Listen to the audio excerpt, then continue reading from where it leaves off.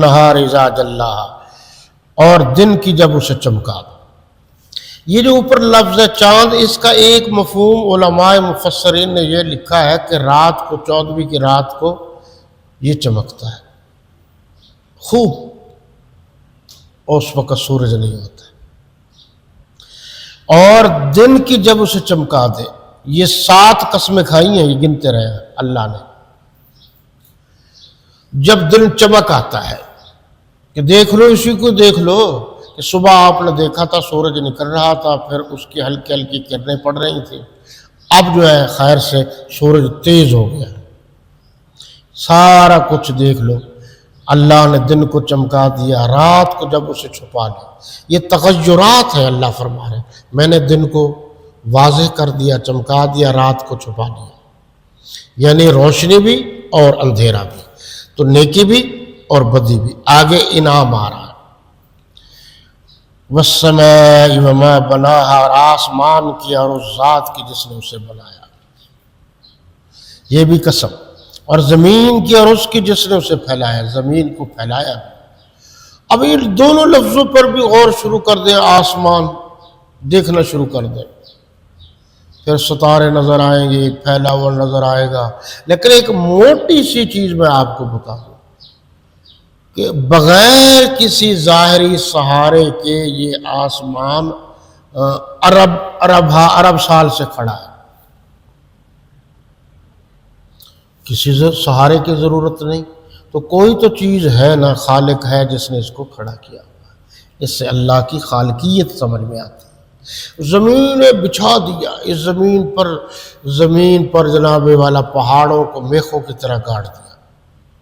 اب زمین کی پھر اقسام ہے، بعض ممالک میں جو چیز ہوتی ہے، جیسے چھوٹی الائچی ہے، ہمارے ملک کے بعض علاقوں میں ہوتی ہے، یہاں نہیں ہوتی۔ یہاں آم ہوتے ہیں، ہمارے ملک کے بعض علاقوں میں آم نہیں ہوتے، اور غیر ممالک تک جاتے ہیں۔ اب تو آم بھی سردیوں میں بھی ہوتے ہیں، ایسے بے شمار فروٹس ہیں۔ اب پہاڑی علاقوں میں چلے جائیں تو وہاں آپ کو سیب بہت ملتے ہیں، عرب میں چلے جائیں وہاں آپ کو کھجوریں بہت ملیں گی۔ تو یہ بے شمار جو چیزیں ہیں، اس میں بھی اللہ کی قدرت ہے، مہربانی ہے۔ وَنَفْسٍ وَمَا سَوَّاهَا، اور اللہ نے انسان کے اعضاء بنائے ہیں اور ان کو مناسب جگہ پر رکھا ہے، برابر رکھا ہے۔ فَأَلْهَمَهَا فُجُورَهَا وَتَقْوَاهَا، اب یہ 7 تک ہو گیا جی، اب 8ویں سے رزلٹ شروع ہے، آیت نمبر 8 سے۔ اللہ نے انسان کو بدکاری سے بچنے اور پرہیزگار بننے کا یہ سمجھا دیا۔ اس کو دیکھو، اس کو دیکھو، اس کو دیکھو، یہ چیزیں اس لیے بیان کی گئی ہیں۔ قد افلح من زکاہا، جس نے اپنی روح کو پاک رکھا وہ بامراد ہو گیا۔ روح سے مراد کیا ہے؟ یعنی اس نے اپنے انسان کے اندر جو اللہ کی عطا کردہ قوت ہے، اس نے جبر کیا اپنے آپ پر کہ میں نے نیکی کا کام کرنا ہے، غلط کام نہیں کرنا۔ آپ نے دیکھے کہ پیسے ہیں، آپ کا ہاتھ کام کر سکتا ہے، پیسے نکال سکتا ہے، لیکن آپ کہتے ہیں نہیں، ممانعت ہے، منع ہے، نہیں نکالنا۔ تو آپ نے اپنے اوپر جو کنٹرول کیا، جبر کیا، یہی پرہیزگاری ہے۔ یہ ایک صحابی رسول سے پوچھا گیا کہ یہ تقویٰ کیا ہے؟ تقویٰ کا معنی پرہیزگاری۔ تو عرب والوں کا تو آپ کو پتہ ہے کہ چوغا ضرور پہنتے ہیں، اوپر لباس اعلیٰ ہوتا ہے، اس کے اوپر چوغا ہوتا ہے۔ تو صحابی رسول نے کہا کہ ایک عرب کا باشندہ ہو، ایک جنگل سے گزرے، اور وہ جنگل جو ہے نا اس میں کانٹے ہوں،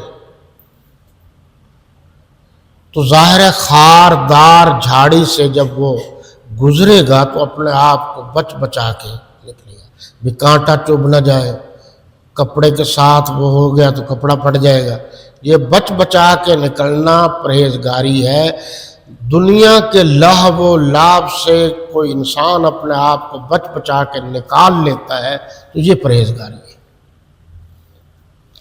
آگے فرمایا وَقَدْ خَابَ مَنْ دَسَّاهَا، اور جس نے اسے خاک میں ملایا وہ خسارے میں رہا، یعنی لفٹ ہی نے کروائی کہ یہ ہوتا ہے ہونے دو، نہیں ہوتا نہ ہونے دو، تو وہ کمزور ہو گیا، وہ خسارے میں رہ گیا۔ یہ دو لفظ جو ہے یہ پچھلی جو ہے اتنی آیات کا خلاصہ ہے کہ نیکی کا کام کرنا ہے اور برے کاموں سے بچنا ہے۔ جو نیکی کا کام کرے گا وہ متقی اور پرہیزگار کہلائے گا، جو غلط کام کرے گا وہ خسارے میں جائے گا۔ اللہ تبارک و تعالیٰ نے اس سے آگے ایک مثال دی ہے، اور وہ مثال جو ہے وہ قوم سمود کی ہے۔ آپ جانتے ہیں کہ پیغمبروں میں سے ایک پیغمبر گزرے ہیں جن کا نام ہے حضرت صالح علیہ السلام۔ ان کو عرف عام میں کہا جاتا ہے اونٹنی والے پیغمبر۔ تو لوگوں نے یعنی ان کے جب انہوں نے دعوت دی توحید کی، پہلے یہ دیکھیے جی یہ سورہ الاعراف اور آیت نمبر ہے جی 73، صفحہ نمبر 201، صفحہ نمبر 201۔ وَإِلَىٰ ثَمُودَ أَخَاهُمْ صَالِحًا قال يا قوم اعبدوا الله ما لكم من إله غيره قد جاءتكم بينة من ربكم هذه ناقة الله لكم آية فذروها تأكل في أرض الله ولا تمسوها بسوء فيأخذكم عذاب عليم۔ اور قوم سمود گزری ہے جی، ان کے بھائی صالح علیہ السلام کو بھیجا۔ یا ایک قرآن مجید پر آپ پھر غور کیجئے، بارہا میں عرض کر چکا ہوں وَإِلَىٰ ثَمُودَ أَخَاهُمْ صَالِحًا۔ یہ جو لفظ بھائی پر بڑا اعتراض ہوتا ہے کہ فلاں لوگ جو ہیں بھائی کہتی ہے، پیغمبر کو بھائی کہہ دیا، توہین ہو گئی، اس طرح کی بات نہیں ہے۔ حضور صلی اللہ علیہ وسلم نے کئی صحابہ کرام کو بھائی کا لفظ استعمال کیا ہے، تو یہ محبت کا لفظ ہے۔ تو یہاں پیغمبر کے لیے کیا کہا؟ اخاہم، اخون بھائی، ہم ان کے بھائی۔ ان کے بھائی کون تھے؟ صالح علیہ السلام۔ تو بات واضح ہو گئی کہ قرآن و سنت کی روشنی میں بھائی کہنا توہین کے پہلو میں نہیں آتا، محبت کے انداز میں آتا ہے۔ کیا کہا کہ اللہ کی عبادت کرو اور اس کے سوا کوئی معبود نہیں، سب نے یہی کہا۔ اور اسی سے اس دور کے جو ہے منکرین، جس دور میں جو اللہ نے پیغمبر بھیجا اور اس نے کہا پیغمبر نے اعبدوا اللہ وَلَا تُشْرِكُوا بِهِ شَيْئًا، بس یہاں سے لوگ ناراض ہو۔ بڑا سخت جملہ ہے یہ، اللہ کی عبادت کرو، اللہ کے ذات و صفات میں کسی کو شریک نہ ٹھہراؤ۔ یہاں چلو سمجھانے کے لیے میں عرض کیے دیتا ہوں بطور مثال۔ ہمارے ہاں سمجھنے کی کوشش نہیں کی جاتی۔ کچھ معاملات جو ہیں وہ غیرت کے، اللہ اپنی وحدانیت میں نہ ڈیل برداشت کرتے ہیں نہ ڈھیل برداشت کرتے ہیں۔ ڈیل یہ ہے کہ کبھی اللہ کی عبادت کر لی کبھی نہ کی، ٹھیک ہے جی، یا کبھی اللہ کی کر لی کبھی اس کی کر لی، کبھی اس کی کر لی کبھی اس کی کر لی۔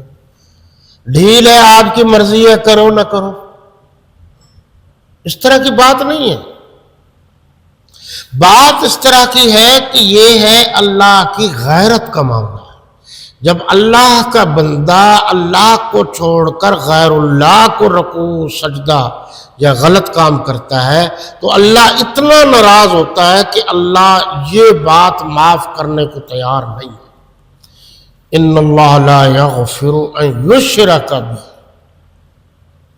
کہ اللہ شرک کرنے والے کو معاف نہیں کرے گا۔ کیوں؟ اب آپ دیکھیے کہ خاوند ہر چیز برداشت کر سکتا ہے مگر اپنے بیوی کی بے غیرتی برداشت نہیں کر سکتا۔ خاوند ہر چیز برداشت کر سکتا ہے، لیکن اگر اس کی بیوی کی مسحری پر اس کا بھائی بھی بیٹھا ہو تو وہ برداشت نہیں کر سکتا۔ اللہ ہر چیز برداشت کر سکتا ہے، مگر اپنے ذات اور صفات میں کسی ولی کو، کسی نبی کو یا کلندر کو برداشت نہیں کر سکتا۔ لا تشرکوا بہ شیئا، اللہ کے ذات اور صفات میں کسی چیز کو شریک نہیں کرنا، یہ وحدانیت ہے۔ اور یہ بھی وحدانیت ہے کہ ساری زندگی اللہ سے مانگی، مشکل کشا، حاجت روا، کار ساز، غوث، داتا، کرنے والا، بھرنے والا، سب کچھ اللہ کو سمجھے، دستگیر اللہ کو سمجھے۔ یہ جو ہمارے ہاں کمزوریاں ہیں اس کی وجہ یہ ہے کہ ہمارے مسلک کے جو پرانے بزرگ تھے وہ محنت کرتے تھے عقیدے پر، اب جو لوگ آ رہے ہیں وہ عقیدے اور نظریے پر محنت نہیں کرتے۔ آپ ذرا اس پر غور فرمائیے کہ یہ ہیں وہ چیزیں، اللہ پاک اس سے ناراض بھی ہوتے ہیں، اور جو اللہ کا ہو جائے اللہ اس سے راضی بھی ہوتے ہیں۔